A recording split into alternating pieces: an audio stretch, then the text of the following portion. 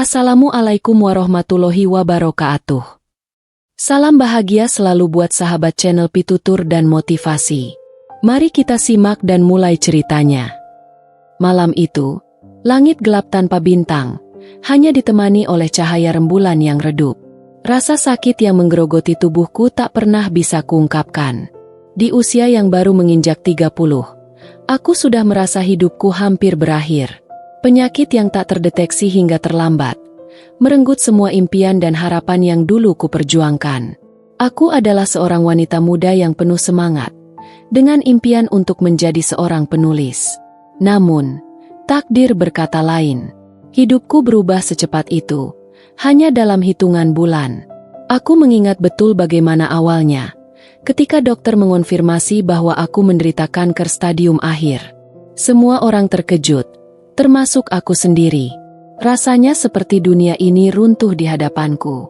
Aku, yang dulu selalu merasa kuat dan bisa mengatasi segala tantangan hidup, kini harus bergelut dengan kenyataan pahit bahwa waktuku semakin terbatas. Saat aku pertama kali mendengar kata kanker, aku bahkan tak bisa membayangkan seberapa berat beban itu. Aku berpikir, ini hanya sebuah mimpi buruk yang akan segera berlalu. Namun, kenyataannya jauh lebih suram daripada yang kuperkirakan. Setiap hari aku terbangun dengan rasa sakit yang semakin menusuk. Tubuhku semakin lemah, dan wajahku semakin pucat. Semua yang aku impikan, karir menulis yang telah kususun dengan teliti, kini tinggal kenangan. Aku tidak bisa memberitahu ibuku yang selalu mendukungku selama ini. Ia sudah cukup banyak menderita dalam hidupnya. Menghadapi kenyataan bahwa anak perempuan satu-satunya akan pergi terlalu cepat, adalah hal yang aku tak ingin ia alami. Jadi, aku memilih untuk menyembunyikan semua rasa sakit ini, berusaha menjadi kuat di depannya. Namun, hati kecilku tahu bahwa aku tak punya banyak waktu lagi untuk bersamanya. Aku ingin meninggalkan sesuatu yang berarti sebelum semuanya berakhir. Sebuah warisan, meski mungkin tak bisa aku saksikan. Aku mulai menulis, tak peduli seberapa lemah jari-jariku yang mulai gemetar. Di sisa hidupku, aku ingin berbagi cerita tentang hidup, harapan, dan perjuangan. Aku ingin orang lain tahu bahwa meskipun waktu yang kita miliki terbatas, ada kekuatan dalam setiap langkah yang kita ambil, bahkan dalam keputusasaan yang paling dalam. Di balik segala kesedihan dan rasa takut yang menggerogoti, aku menemukan sebuah alasan untuk bertahan.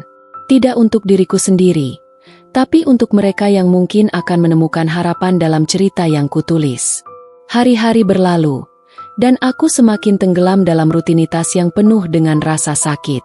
Kanker ini tak hanya menggerogoti tubuhku, tetapi juga merampas sebagian besar energi yang kumiliki untuk menulis. Namun, meski tubuhku semakin lemah, hatiku tetap bertekad untuk terus mencatatkan kata-kata, untuk menulis sesuatu yang bisa meninggalkan jejak, walau aku tahu waktu yang tersisa sangat singkat. Kepedihan fisik seringkali membuatku terjaga di malam hari, menangis dalam diam, berdoa kepada Tuhan agar memberikan kekuatan lebih. Aku mulai merasa semakin terasing. Aku merasa seperti sebuah bayangan yang tak lagi memiliki bentuk, merindukan masa-masa dulu ketika aku bisa berlari bebas mengejar mimpiku. Sekarang, tubuhku hanya sekadar wadah yang semakin rapuh, yang setiap detiknya terus menuju ke ujung. Suatu hari, saat aku sedang duduk di meja tulis dengan tangan gemetar memegang pena, ibu datang dengan setangkai bunga liar yang ia petik di taman belakang rumah. Wajahnya penuh kerisauan, meski ia berusaha untuk tetap tersenyum. "Kamu terlihat lebih lelah hari ini, Nak," katanya pelan, matanya penuh dengan kekhawatiran. Aku tersenyum tipis, berusaha meyakinkan ibu bahwa aku baik-baik saja, padahal tubuhku semakin tak kuasa menahan rasa sakit yang terus merambat. "Ini bunga dari taman. Aku harap bisa sedikit mencerahkan harimu," ibu melanjutkan sambil meletakkan bunga itu di meja tulisku. Aku menatap bunga itu, sejenak terdiam. Bunga itu sederhana, namun begitu penuh arti. Seperti hidupku yang kini terasa semakin rapuh, tetapi tetap ada keindahan yang tersisa di dalamnya. Aku mengambil bunga itu dan meletakkannya di samping lembaran-lembaran tulisanku. Entah kenapa, saat itu aku merasa bahwa menulis, meski hanya sedikit, adalah cara terbaik untuk melepaskan rasa takut yang menggerogoti. Aku mulai menulis cerita tentang ibu. Tentang bagaimana ia selalu ada di setiap momen sulit dalam hidupku. Tentang bagaimana ia begitu tabah menghadapiku yang kini tak lagi sama. Yang semakin jauh dari gambaran gadis muda yang dulu penuh semangat. Mungkin, inilah saatnya aku meninggalkan jejak. Untuk memberitahu dunia tentang kekuatan yang tak tampak. Tentang cinta seorang ibu yang tak akan pernah pudar. Meski waktunya terus berjalan. Aku menulis dalam diam. Namun hatiku terisi dengan rasa syukur yang mendalam. Mungkin ini bukan akhir yang aku impikan. Mungkin aku tak akan pernah melihat buku-buku itu terbit. Atau cerita-cerita ini dibaca oleh banyak orang. Tetapi setidaknya, aku tahu, dalam setiap kata yang kutulis, ada bagian dari diriku yang tak akan pernah hilang. Di sisa hidupku, aku belajar untuk menerima kenyataan. Untuk menghargai setiap detik yang tersisa, dan untuk terus menulis, meski dalam kesendirian yang mendalam. Setiap pagi, saat aku membuka mata, rasa sakit datang seolah mengingatkanku bahwa aku tidak punya banyak waktu lagi. Namun, ada sesuatu yang lebih berat daripada rasa sakit fisik itu, ketakutan akan kehilangan. Aku takut kehilangan ibuku. Aku takut melihat matanya yang penuh dengan rasa kehilangan itu. Aku takut tidak bisa lagi memberikan cinta dan perhatian yang selama ini selalu kutunjukkan. Hari demi hari, tubuhku semakin lemah. Namun, ibu selalu ada, meski tubuhnya tampak semakin tua dan lelah. Ia masih setia mengurusku dengan penuh cinta, meskipun aku tahu betapa beratnya baginya untuk melihat anaknya sekarat seperti ini. Seringkali, di tengah malam yang sunyi, aku mendengar isaknya di kamar sebelah. Berusaha menyembunyikan kesedihannya, tetapi aku tahu ia merasa kehilangan sebelum waktunya. Pernah suatu kali, di tengah hari yang panas, aku mencoba bangkit dari tempat tidur dan berjalan ke halaman belakang. Aku ingin merasakan angin sepau-sepau, merasakan sedikit kebebasan sebelum semuanya berakhir. Namun, langkahku terhenti ketika aku melihat ibu duduk di kursi taman, memegang secari kertas yang tampaknya berisi puisi atau tulisan-tulisan yang aku buat di masa lalu. Ia membacanya dengan suara pelan, dengan air mata yang mengalir tanpa bisa dibendung. "Ibu." Aku memanggilnya pelan. Ia menoleh, dan matanya segera menangkapku yang berdiri di ambang pintu. Wajahnya terlihat bingung, lalu khawatir, seperti melihat anaknya yang sudah hampir kehilangan segalanya. "Ibu, kenapa menangis?" Tanyaku, meskipun aku sudah tahu jawabannya. "Ibu hanya takut kehilanganmu, Nak," jawabnya dengan suara bergetar. "Kau selalu begitu kuat, selalu penuh semangat. Aku tak tahu bagaimana rasanya jika kau pergi." Aku merasa tenggelam dalam rasa sakit yang begitu dalam. Aku merasa bersalah, karena aku tak ingin menjadi beban. Aku tak ingin ibu merasakan kehilangan yang begitu besar. Tetapi kenyataan berkata lain. Di sisa hidupku, aku hanya bisa memberikan waktu yang terbatas, dan aku tahu itu tak akan pernah cukup. "Aku akan selalu ada, Ibu," kataku sambil duduk di sampingnya, menggenggam tangannya yang mulai dingin. Ibu menatapku, seakan mencoba mengingat setiap detik yang tersisa. Aku tahu, seiring dengan berjalannya waktu, ia akan mengingat ini. Momen-momen kecil seperti ini, ketika aku masih bisa berbicara dengannya, ketika aku masih ada di sisinya. Namun, di dalam hatiku, aku tahu, aku akan meninggalkannya. Hanya saja, aku berjanji pada diriku sendiri untuk memberikan yang terbaik selama aku bisa bertahan. Waktu yang semakin terbatas membuat setiap detik begitu berharga. Aku berusaha menulis lebih banyak, meskipun kata-kata kadang terasa berat untuk keluar. Namun, di balik setiap tulisan yang tercipta, ada harapan bahwa ia akan menjadi warisan, sebuah kenangan yang akan membantu ibu bertahan setelah aku tiada. Namun, terkadang, harapan itu terasa semakin samar.